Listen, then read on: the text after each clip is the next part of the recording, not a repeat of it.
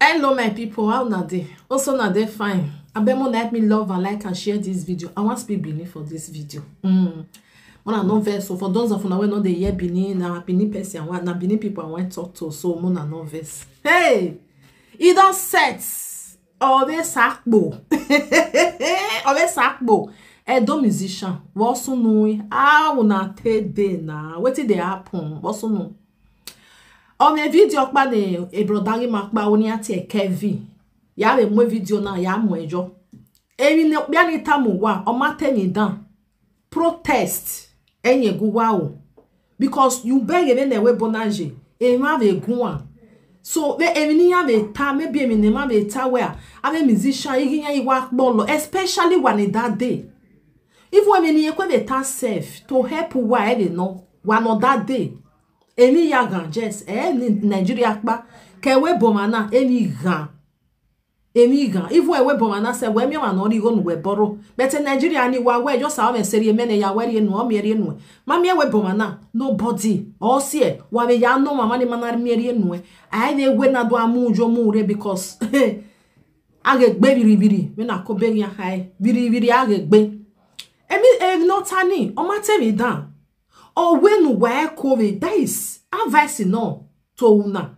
Because many people when you young later we mostly want that day na you gonna work bonuji. Okpolo gbe na do me we okay ki ara day okay ki ara ire one of that day na what do ata when we ya we freedom even okpa imu wa bi ku. Why? Because igu wa gan gbe wa sie koto. O ma temi dama wa na wa reladia wa na wa lu le gbe wa do awe message to ran we support a musician there we instrument there we knock ba there e matter no we nyere fi pegi omo ege gwasa ibe dan e mi no ni be tani mama but me no we gbe ba ni but when we ya veladia me expect ku gwa very oni so wa gwa very oni nana me we ya wa mu aru okpa be bu usun wa ne musician ya ilore ya azio budget ya over social media wa be la dia no wa we video oyi wa send ya na wata mo wewe wa si gu wa koto wa ya na wa vela dia ija e mata no we no boma serio we no boma serio ya gbe don serio ya mo don e ma be ni ya zo eni no tamu wa it's just the truth of the matter oye na be mi na be tamu wa ba ni anwe wa no that day now why ga mo copyright ye music wa why because wa ma grow say to ma no kan ipe e advice no o tamu wa ya ri no wa ana de miewe ma no te million ave ma no na miewe mo ene kakabo eni ne ma ikwe oni ekwe bi ajiku sef eni amwe million jo problem mi ro ma no mo ya mo but wa no de na o ma ke no wa amwe million jo wa si e kotoru da we no make na ajiku maybe wa ajiku all the time o le lady mo pa ije ori lost ije ona ti opa wo sun wa no wa be de na ori ndo we ni go wa ya mo ni go ni wa ya pe niyen million 1 million something the person time my own way I very evil aware emi gan gbe won no otele na yu ona ya gwale ima oni sunu jo no ya mu awe na wa e mo de geni when you go no rie you go here orie wa si ekoto wa mana si ekoto wa ha be do ataba kwewe e ma mu wa biku ana oge emi no tamu wa e ma tata mu wa aka carry am first class second class third class igo no na yamu na hin but no wa that day na me de ho e rokpa o wa no o we 1 million e so we 2 million no pa we ene million wa si e go to because o ma no hangele we jo bonoma we only a musician in like because ima no bele lu wa we boma na nya ro e ono ri go ni gbera we no ya ri no ave o ni ri no because o ma no like yen but o we do ti ni go no we ha wa mu o we ni ya wa ya pay go na ge ya ri no ma be o si no na we video ni video ni o ma ya offend anybody o ma ya si wa o ya we that is you are everybody is free to like to your opinion to protest you know. It's just a sum of protest no ya come west wani river ni at least we have a meet you who wa why ga je gbe tai ave ma na mo ene not 1 million 3 million e so de na de amede abon re ye who wa gbonu je 1 million o ma ni ile ni apase we ai so o se no na we video ni bet me wa ya vela dia o wa surprise me o me go wa go agwa me na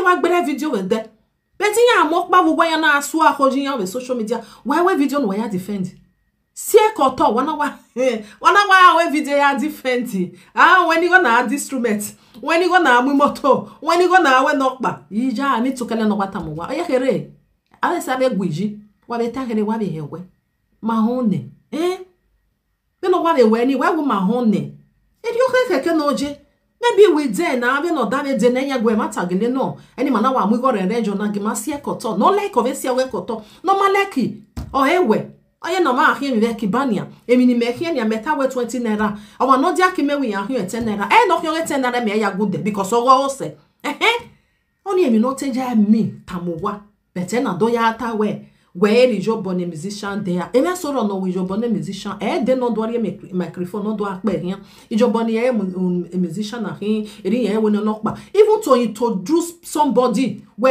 ya mo mana ijo bonne no o ma mi gwa ke million mu ne o ite wa gwa le musician no gwa pe yi wa o ma be na o ri pe ijo bonne no so ave no na no gwa do awu na and don't do aware this one the other one is not good wa like wasi ekoto wa malaki wasi egoduhu they no ikan awu we but it just to tamuwa we gemi ne ma be tabe dian iwuwa opologbe because no ma ya we when wa that dey na nia wa we 1 million 1.5 million oh ya mama na be hemo because when that dey ni nia America boy me we we go we ye oduhu esi egoduhu gbe mweje be no ke ni ma do ya mu awe yo na wa gwa pe gi go no wari igo ni ma be polo ba neneni because u ke ni no so no the other week come we gbe ti we o be mu we but we afiga ganjo ojo o mi na o mu we especially one no that day ya ni roduhu ami ya no roduhu ni egbe ko we ya ni ya je obito self ya me yo ni anjo ya we abegi 3 million e ma mu me awu pa kan ojo be je yen ma worry but one of that day na me mo wa ye ga agugun ma be no ya na wa veladian message to Kevin o ma tell no ria be mani eni na ma o ma be ta o ma tanya ebi na be ama me be ta wa ya ne so no kwa to ya reply any this one the other one doesn't matter o ma tell me da ma wa o ma ti e bonu wa mo do mo gun gbo wa ekeni ana mogun gbe opa wuwu wa reba ni wa pobojo wa la dia no wa do ta we message to o mani oyi wa sa o ge ri na wa vela dia so se me makwa yan me musician yan for you to know na so when wa ya vela dia na next time yan na agbo pa wo sun wa vela dia me rioni no me ke na mu wa go agun wa onwa iye wa ri yan yen so ahoju yan gbe yan kle yan yo tori wa e to asen ai wa we si e ko tohere wana wa veladia adia you when you go na moto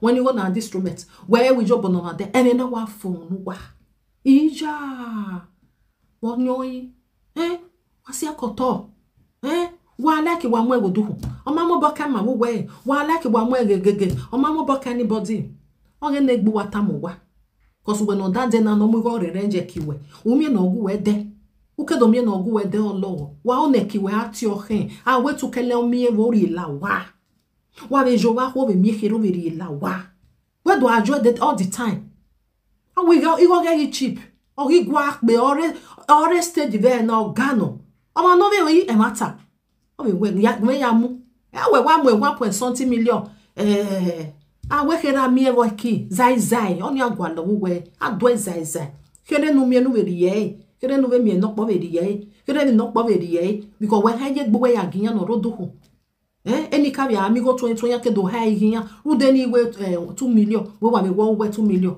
umi no mu we so kwa ma ya mu ni so we no mu kere ni kere e ko ari e jo kere so wa ni kere we ni wa be do ta wa be ta kere wa e we advice ori no wa Oma we by force wa must see koto. Emi no wa ta oma bad. So wala wo wa gumega video no wa takere wa e we o. Wa wu we we mare man ma blog wa. But do we yan gbe usun wa be ala dia no wa do a defend yan. Because so surprise me wu wa go agun amerian. Me wu wa go agun surprise me video wa fly jo fly message to Kevin. Oma wa baby. Agume share a love and like. Bye bye for now. Wa e we o. Message to the musician. Why now when it's new, it's in the bio, it's in the line and the update. As you can see, even why you cool up below. I remember one day, you know, they book one musician, he booked a innocent, talking about marriage. Do you know what that guy told me? When you had 1.5 million, very legend to you. Oh no, even that is so much more.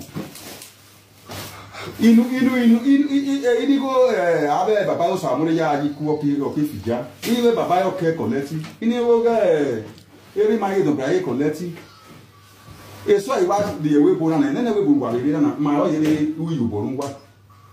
Wa re we bo ma uyu borungwa. Wa ka we life on stage in Nigeria ma ye uyu borungwa. Wa is Nigeria de wa ya re mi oli o.